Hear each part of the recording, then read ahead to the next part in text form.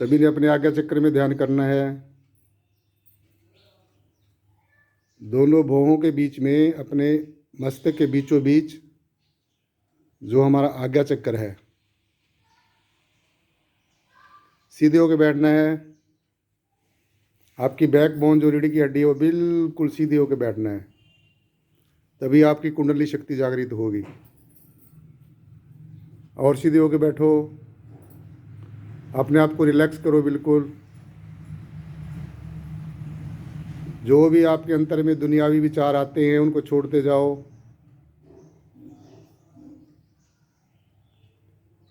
छोड़ते जाओ, अपने इन सब बातों को छोड़ते जाओ, जो भी नेगेटिव पॉजिटिव विचार आपके अंदर आते हैं।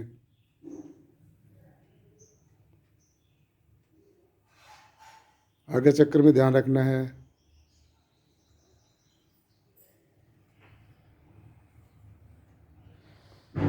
और सीधे होकर बैठिए।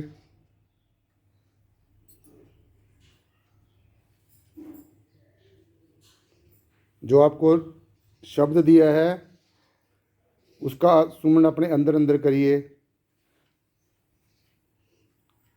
ध्यान आपका आज्ञा चक्र में हो और सुमन अंदर ही अंदर करिए। सुमन करते हुए आपके होठ बंद हों,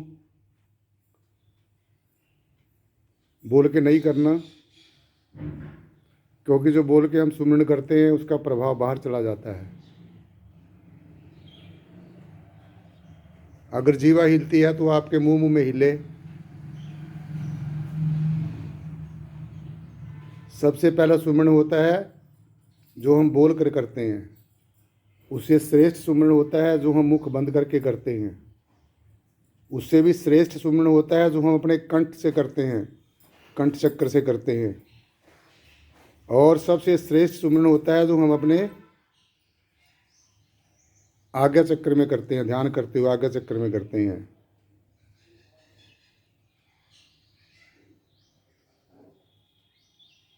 ध्यान करने के लिए यही सबसे श्रेष्ठ, सबसे उत्तम और हमारे भारत के ऋषियों मुनियों की जो ध्यान करने की बहुत ही अनादिकाल से एक निर्धारित की हुई जो प्रक्रिया है, एक ध्यान की पद्धति है, ये सबसे श्रेष्ठ पद्धति है। इसको ही हम सूरत और शब्द का योग कहते हैं। इसको ज्योति और नाद का योग भी कहते हैं। इसको लय योग भी कहते हैं। सूरत शब्द योग का मतलब है आपकी जो सूरत है, रूह है, जो जन्म जन्मांतरों से अपने सोर्स से बिछड़ी हुई है, परमेश्वर से बिछड़ी हुई है, इस परब्रह्म निर्गुणाकार सर्वाधार विश्वाधार परम तत्व से बिछड़ी हुई है। और इस काल के देश में जो रूह आ जाती है और तरह तरह की जोनियों में जाती है और फिर वो अपने वास्तविक स्वरूप को भूल जाती है। चंचल और चलायमान मन के दायरे में आकर हमारी जो रूह है, आत्मा है, चेतना है, वो अपने रास्ते को भटक जाती है। और ये जो मन है, चंचल और चलायमान, जो काल की माया का जो एक एजेंट होता है, तो इसको मिसगाइड कर देता है और यहीं के संसार के प्रलोभन देकर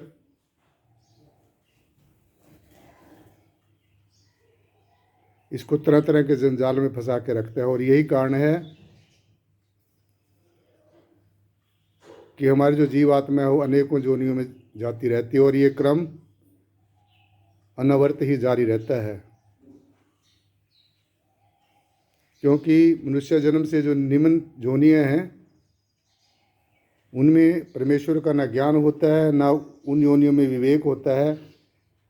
इसलिए हमारी जो जीवात्मा है उन जोनियों में रहकर परमेश्वर का ध्यान नहीं कर सकती, खुदा की इबादत नहीं करती, परमेश्वर की बंदगी नहीं कर सकती।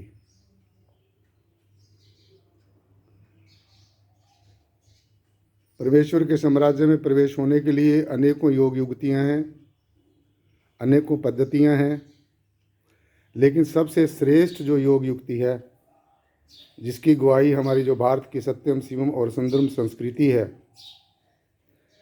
और अनादिकाल से हमारे ऋषियों मुनियों, पीर पैगंबर औलिया अवतारों के द्वारा निर्धारित की गई जो ये नेचुरल जो प्रक्रिया है, जो कुदरती प्रक्रिया ध्यान करने की, वो यही है सूरत और शब्द का योग, यानी कि अपनी सूरत को शब्द के साथ जोड़ना और सूरत को शब्द के साथ जोड़ना, इसको ही कहते हैं सूरत और शब्द का योग। दूसरे शब्दों में इसको हम ज्योति और नाद का योग भी कहते हैं। ज्योति और नाद का सीधा सीधा अर्थ है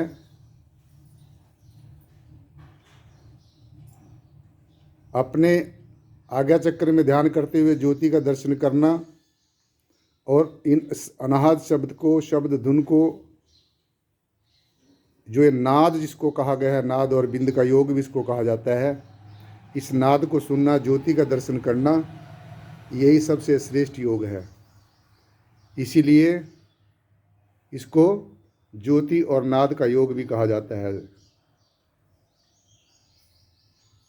और इसको लय योग भी कहते हैं। जैसे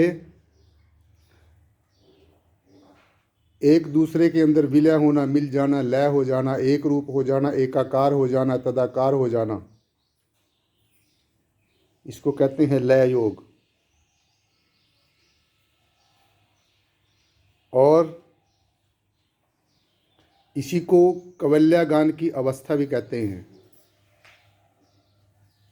कवल्या गान दुनिया की जितनी भी जानकारियां हैं वो जानकारियां हैं, लेकिन जो ज्ञान है वो आपको हर एक सत्संग में बताया जाता है, हर एक क्लास में बताया जाता है कि जो ज्ञान है, और ज्ञान शब्द जो है वो आत्मा के साथ ही जुड़ा हुआ होता है। इसलिए इसको ज्ञान योग भी कहा जाता है। और जो ज्ञान योग है, जितने भी हमारे योग युक्तियां हैं, परमेश्वर के तौर तरीके हैं, उनमें सब में ज्ञान योग सबसे श्रेष्ठ है, सबसे उत्तम है, सबसे सहज है। और परमेश्वर के साम्राज्य में प्रवेश होने के लिए अपनी रूह को, चेतना को इस जय श्री प्रियतम निर्गुणाकार सर्वाधार विश्वाधार परम तत्व के साथ एकाकार करने के लिए बहुत ही सहज और सटीक योग है। एक ऐसा तौर तरीका है जिससे श्रेष्ठ अध्यात्म में कुछ और हो ही नहीं सकता। इसलिए आज के इस भौतिकवाद में, आज के पदार्थवाद में, स्वार्थवाद में,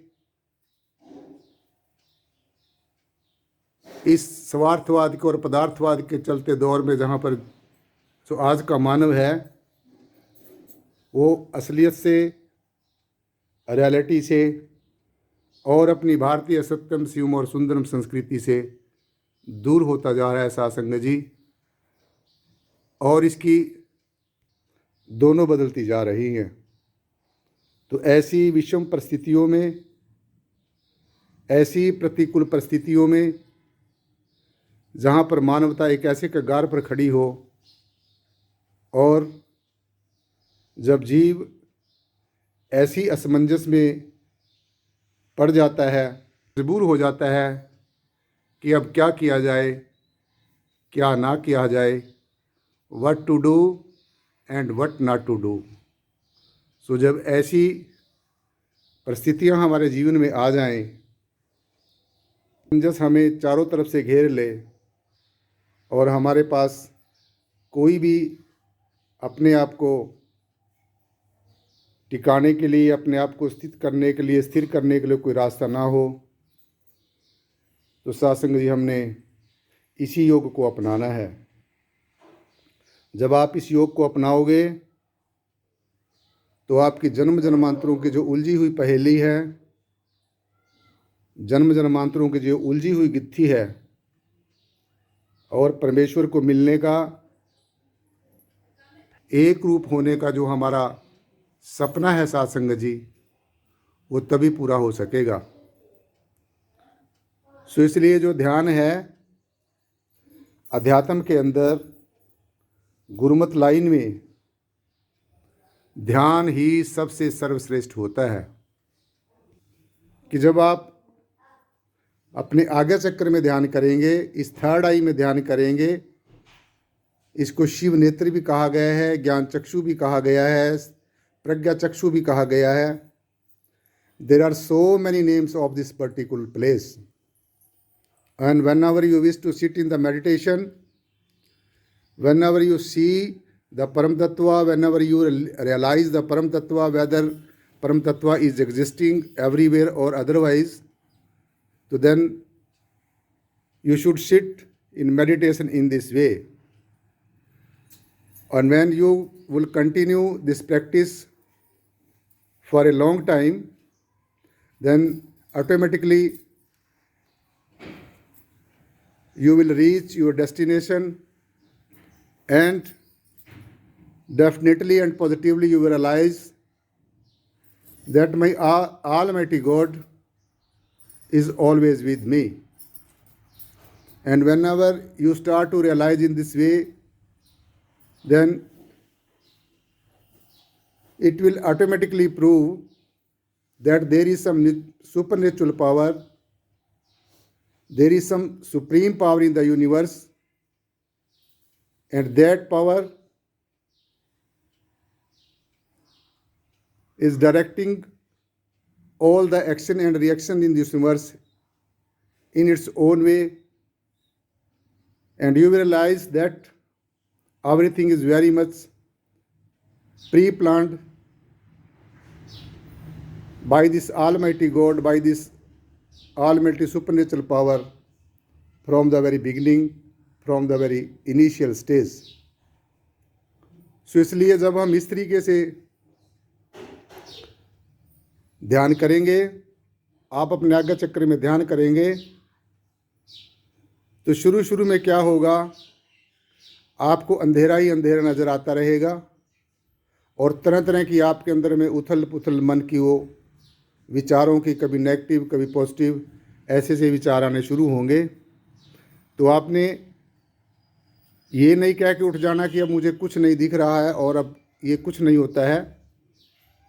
आपने अपने प्रैक्टिस को जारी रखना है. इस अंधेरे के अंदर ही प्रकाश छुपा हुआ है, इस अंधेरे के अंदर ही आपका ज्योति स्वरूप परमेश्वर छुपा हुआ है. इस प्रैक्टिस को साथ संगत जी जारी रखेंगे. आहिस्ता आहिस्ता, धीरे धीरे, स्लोली आपके अंतर में ज्योति स्वरूप परमेश्वर, प्रकाश स्वरूप परमेश्वर और जो अनाहद शब्द है, शब्द धुन है, ये आपको सुननी शुरू हो जाएगी. और जब ये आपको सुननी शुरू हो जाती है तो अब आपने सोच लेना चाहिए कि आप अपनी मंजिल मकसूदा की तरफ अग्रसर हो रहे हैं. जब तक हमारे अंदर ऐसे से लक्षण हमें दिखने शुरू ना हो, तो तब तक ये मत सोच लेना कि हमारे जीवन में कोई प्रोग्रेस नहीं होगी. प्रोग्रेस ज़रूर होगी, लेकिन आपने अपने अभ्यास को नहीं छोड़ना है. ये अच्छी तरीके से आपने नोट कर लेना है कि जब तक आप ये अभ्यास नहीं करेंगे, हर रोज़ प्रैक्टिस नहीं करेंगे, नित्य प्रति अभ्यास नहीं करेंगे, और जो मैंने आपको बताया इस तरीके से नहीं करेंगे, अनाप शनाप बातों को छोड़ते रहना है, बहिर्मुखी जो कर्म कांड हैं उनको छोड़ते रहना है, जो आपके मन के आधार के ऊपर बनाई गई मान्यताएं हैं, मूढ़ मान्यताएं हैं, और जो निरर्थक रीति रिवाज हैं जिनकी समाज में कोई ज़रूरत नहीं है, ऐसे रीति रिवाजों को, ऐसी मूढ़ मान्यताओं को और ऐसी जो निरर्थक धारणाएं हैं जो इंसान ने अपने ही तरीके से बनाई हुई, उनको छोड़ते रहना है और अपने उद्देश्य को पूरा करने के लिए इसी तरीके से अभ्यास में रत रहना है. तो तभी जाकर हम मंजिल मकसूदा तक अपनी पहुँचेंगे, तभी जाकर हमारा जो ये परमेश्वर के दर्शन करने का, परमेश्वर का साक्षात्कार करने का सपना साकार होगा. सो जब तक आपके अंदर ये प्रकाश स्वरूप परमेश्वर, ज्योति स्वरूप परमेश्वर, शब्द धुन परमेश्वर, ये साध संगत जी प्रकट नहीं होता तो तब तक आपने इसी वर्णात्मक नाम का जो आपको शब्द दिया जाता है, गुरु मंत्र दिया जाता है, इसका जाप करते रहना है। और जब तक ये चीज़ें आपके अंदर प्रकट नहीं होती जो मैंने आपको बताई, तो तब तक आपने सही ये समझ लेना चाहिए कि अभी आप की जो भक्ति है वो पूरी नहीं है, अभी आपका जो ज्ञान है वो अधूरा है। क्योंकि आपको हर एक सत्संग में जैसे बताया जाता है कि इल्म के साथ में अमल का होना बहुत ज़्यादा ज़रूरी है, थ्योरी के साथ में प्रैक्टिकल होना बहुत ज़्यादा। और जो मैं आपको बता रहा हूँ ये आपका प्रैक्टिकल है। जब तक आप इस तरीके से ध्यान नहीं करेंगे तो तब तक आपको विश्वास ही नहीं होगा कि परमेश्वर होता है या नहीं होता है। सो अब हमने नित्य प्रति अपने अंतर में झांक कर देखना है, टटोल कर देखना है कि क्या मेरी ये अवस्था हुई है। अगर ये अवस्था आपकी अभी तक नहीं हुई तो आपको बहुत मेहनत करने की ज़रूरत है। इधर उधर की ली गई उधारी जानकारियाँ, इधर उधर से इकट्ठी की गई बातें, ये कभी आपके काम आने वाली नहीं आएगा। तो आपका खुद का तजर्बा ही काम आएगा। हमने धार्मिक बुक्स का पठन पाठन जरूर करना चाहिए, लेकिन उसके साथ साथ में सबसे ज़्यादा ज़रूरी हमारे जीवन में ध्यान साधना होनी बहुत ज़्यादा ज़रूरी है। सवाल यही है कि हमने अपने ध्यान में बैठकर यही चीज़ें देखनी है भी क्या मेरे अंदर ये ज्योति स्वरूप परमेश्वर प्रकट हुआ है। और ये बाहर से निराकार निराकार का ढिढोरा पीटने से ऐसे कुछ नहीं होगा। परमेश्वर निराकार है, इसमें कोई शंक नहीं है, लेकिन अब निराकार का सुमरण करने से आपके अंतःकरण में क्या प्रकट होता है, ये भी बात बहुत मायने रखती है। क्योंकि मात्र वर्णात्मक नाम को बाहर गाने से, बजाने से या महिमा मंडित करने से हमारी जो है वास्तविकता का जो सपना है वो साकार नहीं होगा। इसलिए यहाँ पर कानपुर में, कल्याणपुर में जो आज का ये ध्यान का जो शिविर लगाया गया है, और इस शिविर में आपको जो दिशा निर्देश दिया गया है साध संगत जी, मुझे पूरी उम्मीद है आप आज की जो ये ध्यान साधना के बारे में आपको बताया गया है, सिर्फ और सिर्फ इसी तरीके से ही ध्यान करेंगे। और जो आपने जो उधारी ली गई बातें हैं, पड़ी हुई बातें हैं, ऐसे करना चाहिए, वैसे करना चाहिए, उन बातों की तरफ ज़्यादा ध्यान नहीं देना है। अपनी एनर्जी को इधर उधर की बातों में ख़त्म नहीं करना है।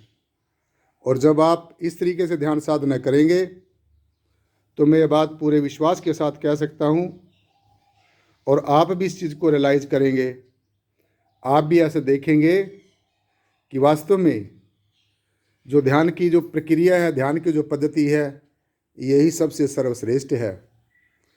और ये मैं नहीं कह रहा, इसकी गवाही हमारे सभी धर्मों के धर्मशास्त्र देते हैं। अगर आप इतिहास के पन्ने पलट कर देखें तो आप पाएंगे कि ध्यान साधना करने का सिर्फ और सिर्फ यही एक सहज श्रेष्ठ तौर तरीका है और योग युक्ति है। सो जब आप साधना करते करते करते करते अपने मंजिल की तरफ बढ़ेंगे और इस ज्योति स्वरूप परमेश्वर का, प्रकाश स्वरूप परमेश्वर का, अनाहद स्वरूप परमेश्वर का सुनते हुए और साक्षात्कार करते हुए आप पाएंगे, ऐसा अनुभव करेंगे कि अब आप जो दिखने वाला था और देखने वाला था, यानी कि जो दृश्य था और जो दृष्टा था, अब वो दोनों एक हो गए हैं। आप पाएंगे कि जो जड़ और चेतन को हम अलग अलग समझ रहे थे, अब जड़ और चेतन एक हो गए हैं। जिसको हम प्रकृति को और पुरुष को अलग अलग समझ रहे थे, जब हमारा ध्यान परिपक्व हो जाएगा तो फिर ये प्रकृति और पुरुष एक हो जाएंगे। जिसको हम समझ रहे थे कि ये क्रिएशन अलग है, क्रिएटर अलग है, तो जब हमारी ध्यान साधना इतनी परिपक्व हो जाएगी साध संगत जी, तो हम पाएंगे, ऐसा रियलाइज करेंगे, ऐसा अनुभव करेंगे कि जो क्रिएटर है और क्रिएशन है, रचना है और रचयिता है, ये दोनों एक ही हैं। मैं और मेरा पिता, हम दोनों एक ही हैं। जैसा मेरा पिता है वैसा ही मैं हूँ। और जैसा मैं कहता हूँ, जो अगर आप कहोगे, ऐसा करोगे अपने जीवन में, तो निश्चय ही आप मेरे पिता परमेश्वर के साम्राज्य में जरूर प्रवेश करेंगे। तो इसलिए साध संगत जी, कहीं पर जाने के लिए, परमेश्वर के साम्राज्य में प्रवेश करने के लिए हमने दरवाज़ा खटखटाना पड़ेगा। और यही वो दरवाज़ा है जिसको दशम द्वार कहा है। 9 द्वारे प्रगट कीने 10वां गुप्त रखाया। 9 द्वारे आपके शरीर में प्रगट हैं, लेकिन ये 10वां गुप्त है। तो अपने अंतर में प्रवेश करने के लिए हमने इसी दशम द्वार में ध्यान करना, इसी को खोलना है।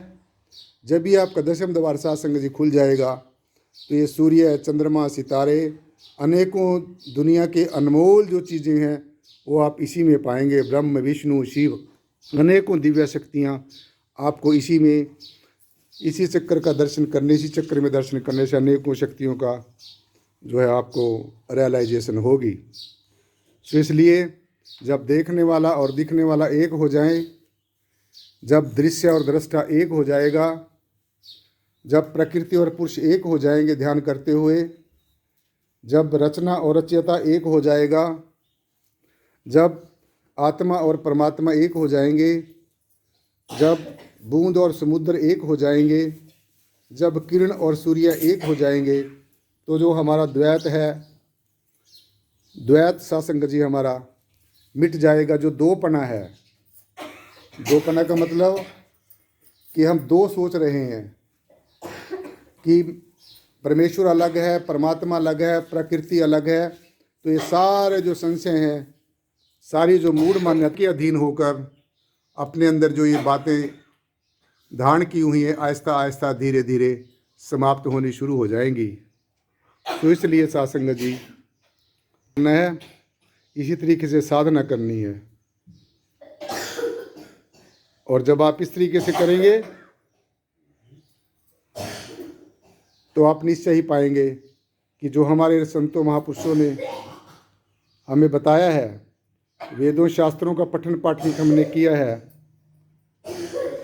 और जो वास्तविकता उससे आप अवगत हो जाएंगे और अपने मंजिल मकसूदा के तरफ अग्रसर हो जाएंगे। आप अपने स्थित हो जाएंगे, आप अपने मूल स्वभाव में स्थित हो जाएंगे, अपने वास्तविक स्वरूप में स्थित प्रज्ञ हो जाएंगे। तो इसलिए साध संगत जी, आज की जो ध्यान साधना वो यहीं पर संपन्न होती है। अपने अपने घर जाकर आपने नित्य प्रति इसी तरीके से ध्यान करना, इसी तरीके से साधना करनी है। सो तभी हमारा मोक्ष मुक्ति का सपना साकार होगा, तभी हम परम आनंद की अवस्था के भागीदार बनेंगे, अधिकारी बनेंगे, और हमारा जो जीवन है, मनुष्य जीवन है, ये सार्थक सिद्ध होगा। और हम अपने स्वरूप में स्थित हो जाएंगे, अपने प्राकृतिक स्वरूप में स्थित हो जाएंगे, स्थित प्रज्ञ हो जाएंगे, आत्म स्थित हो जाएंगे, और हमारा जो जन्म जन्मांतर की जो सपना है वो पूरा हो जाएगा। साध संगत जी, हमारा जो परमेश्वर से मिलने का जो सपना है वो साकार हो जाएगा। इन्हीं शब्दों के साथ साध संगत जी प्यार से बोलना जी। तिस बलिहार सतगुरु शहंशाह बाबा बूटा सिंह जी महाराज की। तिस बलिहार सतगुरु शहंशाह मेहताब सिंह जी महाराज की। जो बोले तिस बलिहार सतगुरु शहंशाह लक्ष्मण सिंह जी महाराज की। जो बोले तिस बलिहार सतगुरुदेव प्रियतम नाथ जी महाराज की। साध संगत जी प्यार से बोलना जी। धन्यवाद जी।